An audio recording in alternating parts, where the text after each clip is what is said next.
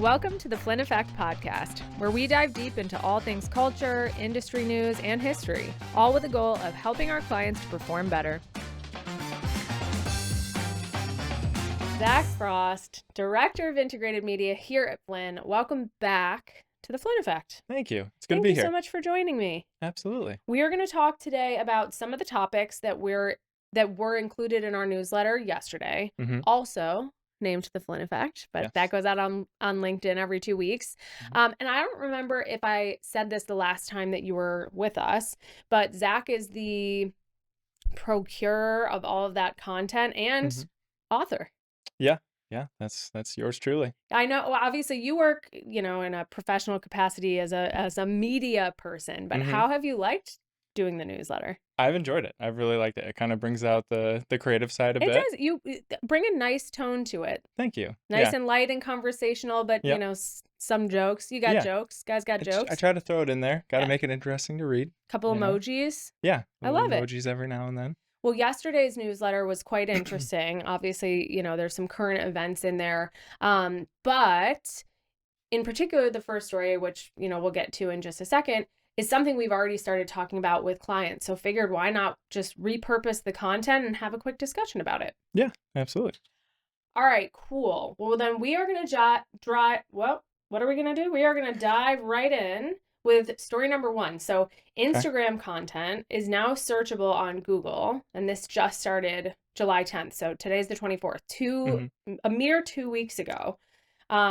So public content from Instagram business and creator accounts are now being indexed by Google, which means reels, carousels, photos, captions, and even alt text can show up in organic search results. Super interesting to me because I feel like for the past 2 years, when clients or partners, whatever, have been asking about organic search, I've been like, it's not really worth your time right now because there's a 5% reach for organic. Yeah. This kind of changes the game, no? Yeah, it definitely does. And I think, we had a newsletter article, I think the previous one talking about social search, right? And just how Gen Z in particular are using TikTok and different social platforms to do searches, especially in local areas. If they go to a new city or a new town, they're looking up, coffee shops, restaurants, and using social to do that. Yeah, I do that. Yeah. And so, I think it's moving in the way that people are consuming content more, which is mainly through video. Whether that's discovery, whether that's education, they're moving towards video type content to consume that information. And when they're searching, they want to see that information too. Yeah. So I think it's kind of following that trend. And, like anything in our industry, it was kind of tested before they rolled it out. So I believe it's been over in Europe for a little bit.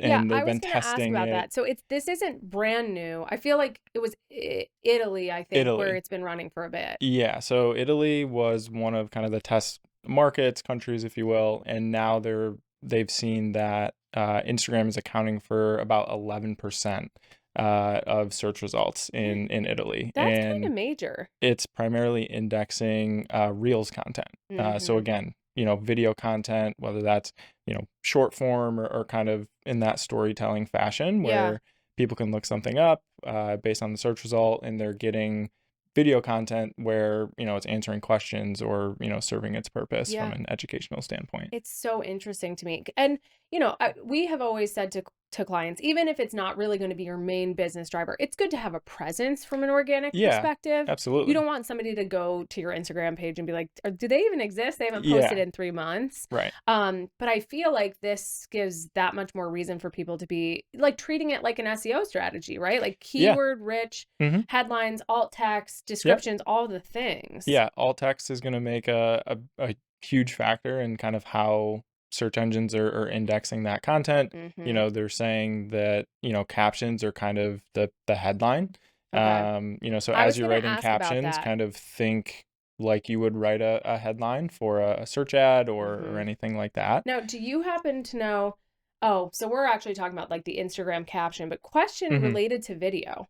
A lot of times, I know at least when I load up to YouTube for these episodes, it auto generates the captions. Like I don't have to load up a transcript, you know? Will you be at an advantage, I guess, if you add captions to video content. Do we know that yet? Like, is it able to crawl that? I think TBD. I haven't heard or seen anything Yeah, I specific on haven't that, either but yet. I would have to think that if it's indexing that content, that it's trying to read or scan, Right, anything and everything that it can pull right. The to turn actual back VO. the most Yeah. relevant search and content for. So interesting. And so now, because for a while, I'm not really on Instagram that much anymore because I'm a kind of a TikTok girly. However, when I was on Instagram, I was like a stories person. Like I just Hmm. only click through those, not through posts. But now it kind of seems like from a business perspective, if you are Hmm. trying to get your post to index, that stories are probably not going to be the impactful post type anymore for No. this purpose. Yeah, yeah, definitely emphasis on reels. So again, video content, Hmm. different format in that space for Instagram. Yeah. So yeah, real content, but I mean, it can be carousels, it can be single images. It kind of just depends. But it Yeah. does seem that video content is kind of the bigger push and what they're indexing the most, at Yeah. least right now. Makes sense. We're also lazy. Like, I don't want to read. I just want to watch the Yeah, watch video. a I want 10 to to be 15 second entertained video. at all times. Yeah, get what I need to know and move on. Yeah. In terms of best practices, we all already mentioned alt text for Mhm. photos or videos. Anything else that we know of now that's helpful to include? I think just again, when you're developing content specifically from a description or a caption standpoint, think about it in a way that if you're looking at it from a search result standpoint, what is the headline that you want to read there, Right. and what's going to get consumers to either click or be interested in engaging with Yeah. whatever that content is. I'd be interested to know too, like, and maybe we'll just have to look at some examples of how this is starting to pull through, but how much, like how many characters pull through? Because Yeah. obviously, from a paid search perspective, we're really careful with character counts because there are limits. Hmm. So sometimes people are abbreviating words or leaving out words. Yep. Like it sounds very truncated. Yep. But I wonder if it'll just be, the first 5 words of an Instagram caption Hmm. truncated or something. Yeah, absolutely. And I think it's very interesting because I think, you know, maybe not 10 years ago, but 5 to 10 years ago, organic social was a really big deal. You had to have a presence, you had to engage people, Hmm. get people to your page, gain a following. That was the name of the game. And Yeah. in some ways and in some industries, it still very much is. I think now with this update, it's going to become a much bigger thing, Yeah. to where you're not just going to see some brands do it and do it well. I think you're going to see a lot of people having to adapt this type of strategy. Yeah. Totally. So I think it's no longer, you know, I hate to say this, but it's no longer just a post, Yeah. right? When you Right. think You of have to think organic about it. social, a lot of times it's like, well, it's just a post. We've only got 5,000 Yeah. followers, so like, let's just make sure that we maintain a presence, to your point, have something where if people go to the Instagram page, Yeah. it's reliable content and they can see that we're actively posting. But I think there's going to be a lot more thought Yeah. from brands, agencies, marketers, that are putting into their organic social strategy now. Yeah, I totally agree. And actually that just made me think. So, for example, I have a private Instagram Hmm. because I don't need to share anything more widely than that.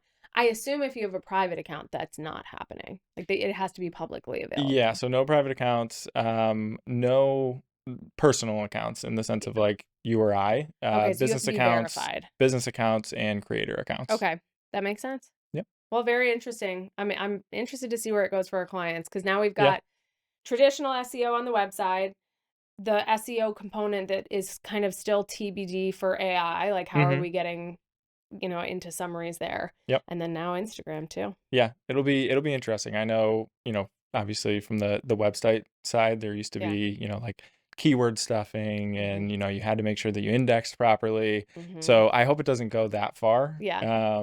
Yeah. But I Saying your think, keyword 6 times in your yeah, I think description. maybe Yeah. early on, I think you may see that a little bit, and Hmm. then I think people will understand, well, that's probably not the right way to Yeah. to go about it. I feel like the algorithms have gotten better too from like a quality Yeah, scoring perspective. yeah. So hopefully it'll get a little better. And I thought I saw too that TikTok is angling for the same thing, trying to have Google index their content as well. I think so, yeah. I think you're gonna see more of those walled gardens maybe open up from Yeah. that perspective. So I wouldn't be surprised if Facebook's not far down the road, obviously owned by Meta, Yeah, same that company. seems like it's Yeah. almost confusing that they just didn't do that at Yep. once, but And, Reddit's been showing up for years, yeah, kind of giving any content big that they have on any big topic. Reddit user too. Yep. So I I actually think you're love going to that. see more of that because they know that it can be useful. Yeah.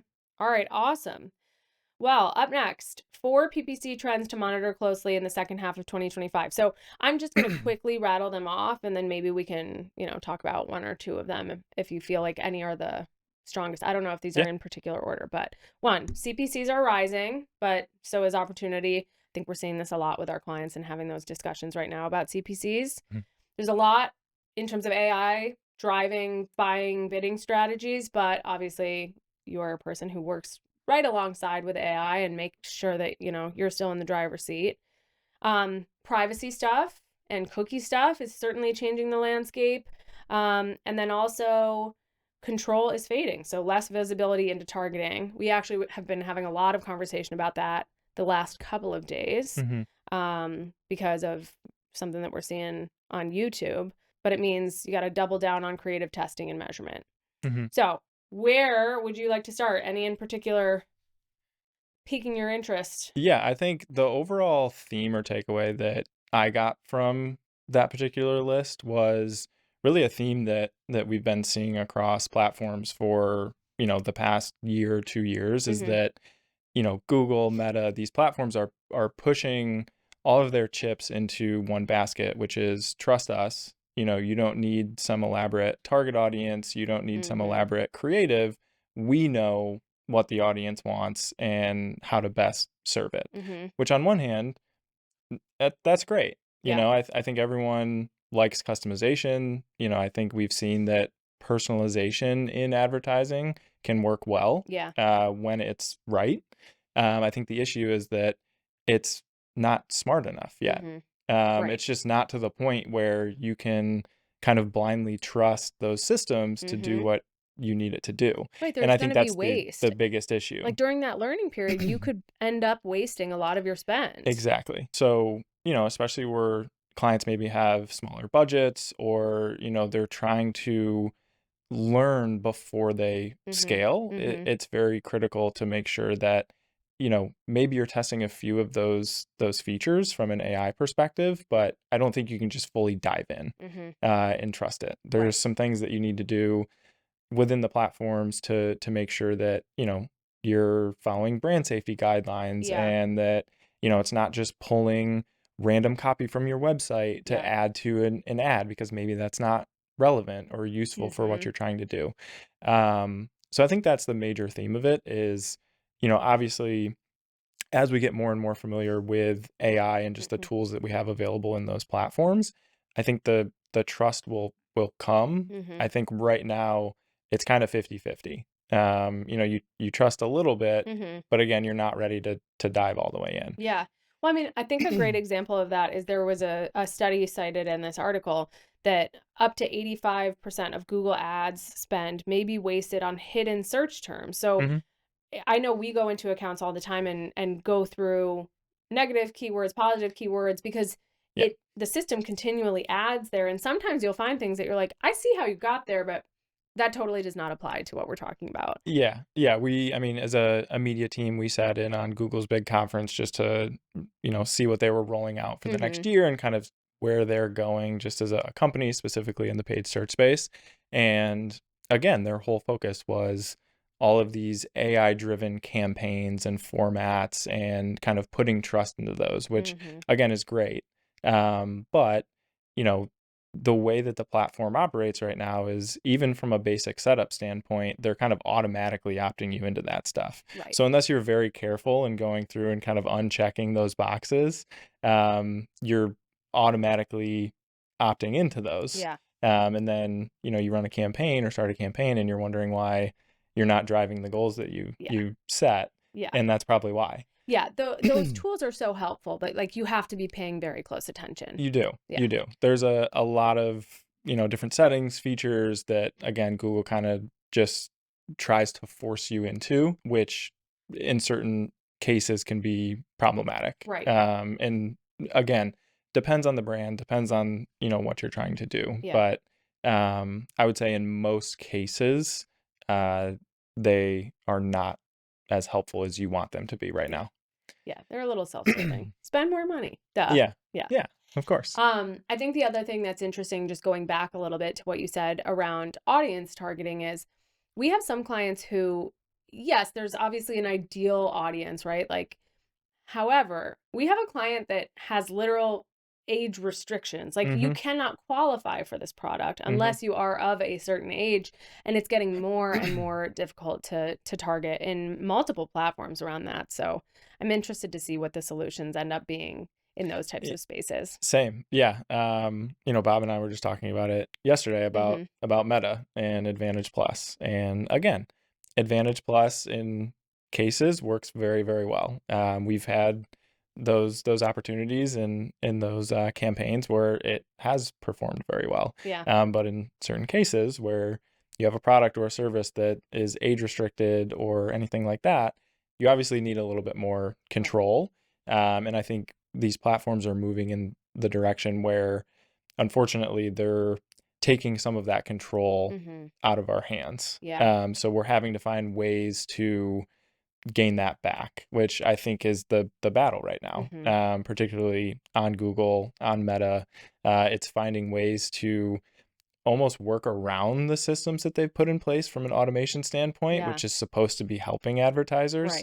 Right. But again, depending on what you're doing in the brand, it's not helpful. Right. So you have to find those avenues where it's, maybe you're using automation, but you're still achieving what that campaign is trying to do, whether it's a certain age or demographic or certain parameters from a healthcare or financial standpoint. A lot of the industries that are a little bit more heavily regulated is, as well as I do, that's where you run into those issues. Right. Totally. So it's finding ways to kind of work with the system, but also still accomplish what you need to. Yeah, totally. Well, we shall see where it will go. It changes every day, it seems. It this does. landscape It sure does. Yeah. that we work in. All right, last thing. So the TV upfronts, were they recently or was this just a recent roundup? This was a recent spring, roundup. Right? Yeah. Okay. Yeah. That's what I thought. But some interesting things. And one thing this is more entertaining than it really is about streaming platforms, but a big trend is streaming is here to stay. It's become very mainstream. Yeah. People are very used to it. The content needs to be super high quality because the content that's on streaming platforms is now super high quality. But I think everybody gets a kick out of this whole like HBO Max, HBO Max thing. Yeah. But I was reading an article that actually made it make a lot more sense that they were trying to get away from HBO for a while because people thought of it as premium content, premium cost. And so they were like, no, I don't want to pay for HBO, even though it was still a streaming service. Yeah. And then they couldn't get people to stop saying HBO Max. And then they realized that HBO actually was associated with the idea of premium content, and that's what people are seeking out more of. So now we're back. No, yeah, we came full circle. Yeah, I get that's a really good case for like some market research. You know, I guess they got some in-market research for sure, but I can't imagine that was a cheap No, it couldn't have been. and transition back. It couldn't have been. No. Oh man. Anywho, so from a streaming perspective, some trends around ad-supported tiers. What are your thoughts around that? Yeah, so I think a lot of these services came out and kind of launched like a freemium model. Yeah. Where you could access the content for free. So, Tubi, different things like that. Now you're seeing those platforms become ad supported, and that's where they're seeing the growth. So that free model kind of has plateaued. So there's still a user base there. Yeah. But where they're seeing the growth on the streaming side is people either converting to an ad supported model or new adoption of the ad supported model. So, again, that is definitely here to stay. And to your point, it's kind of become mainstream. And if you think about all of these services, the more content that they get, and you see it on Peacock, you see it on Hulu, Prime, Netflix, a lot of them have their own content that they're putting out that has a huge following. shows, movies, whatever it is. And the more content that they push over there, I think the more you're going to see that grow. We see it in the live sports space. Right. So the Olympics being on Peacock, football Thursday night being on Amazon Prime. So, it's in a way kind of forcing users to where if they want to watch that, they have to go through some sort of model, whether that's and advertisers, right? Yeah, and advertisers too. But the fact is it's definitely moving more premium content into those avenues that were otherwise on cable or even broadcast television. Yeah. Wait, speaking of premium content on streaming services, have you watched Department Q? I've not. We're on a big you gotta. Summer I Turned Pretty kick right now. Wait, but aren't there only... Wait, I think there's behind? 3 episodes out. Oh. We just watched the most recent one last night. Okay, then I gotta catch up because I watched the first 2 last week. I don't know if I'm Team Conrad or Team Jeremiah yet. I'm still confused. I think I'm Conrad. I'm a little more Conrad. Yeah. Yeah. He seems a little bit more humble. Although, it's tough. It's a tough decision. Department Q is a complete departure from The Summer I Turned Pretty. It's like a British crime show. Okay. There's only 1 season so far, but it was really good. And then we finished Mobland last night, which I can't remember what network that was on. What's Department Q on? That's on Netflix. Netflix? Okay. Yeah, and Mobland was Tom Hardy. Can't remember any of the other act. Pierce Brosnan. I think Helen Mirren. It's a star-studded cast. Yeah, but I like that's also a British crime show. Okay, cool. Kind of on that kick. So if you have any other recommendations, just let me know. All right, will do. Well, anywho, that's really all we got today. Any other, pieces of wisdom you'd like to impart on our viewers? Not right now. I got nothing. I think I'm good. Yeah, a little early. The brain's still kicking in. But yeah, I think on the streaming side, just last thought, it's been a little bit of a slow process. I think early on, again, 10 years ago ish, I think you used to see a lot of people using pre-roll video in the CTV space where they would just repurpose the video. Yeah. Now that mindset, and it has been for a number of years, has completely shifted to this needs to be well produced. Yeah. TV like advertising. Totally. It can't be pre-roll video content. And there's 7 times in one show. Yeah, there's obviously ways to modify it, right? Like if you only have pre-roll video or short form stuff, and it wasn't necessarily made for TV, sure, you can adopt it and make it fit.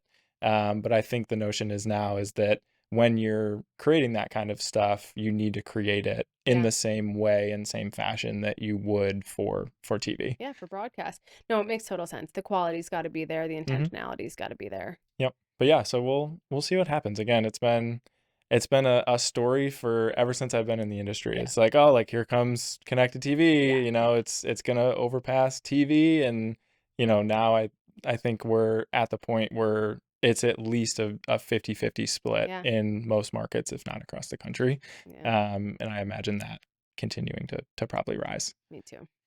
Nobody wants that big dish on their house anymore. Yeah, the big dish. It's kind of nice when you can just cancel if you need to and then pick it back up. Yeah. And got a tough month coming? Yeah. Turn it off. YouTube TV, you just pause. Yeah. Did that during COVID for 6 months. That's smart. Because there was really no I'm a big live YouTube sports TV fan. I think I was a cord cutter or whatever early when that whole thing started because I was like, it makes complete sense to me. If I could still have access to the same stuff, why would I not just switch over? Right. Yep. I think it's a bit generational. It's interesting. Obviously, you've still got the set-top box users. Yes. I think location plays a big part into it too, right? If you're more rural versus urban, things like that. Yeah. Will play a role. Your trust in internet reliability too, Yeah. Because, my husband's got extenders all over the house and stuff. So it's not like we're cutting out. Right.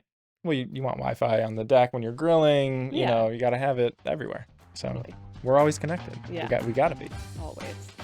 All right, Zach. Well, thank you very much. I really appreciate it. Yeah. Thank you. And we'll talk soon. Sounds good.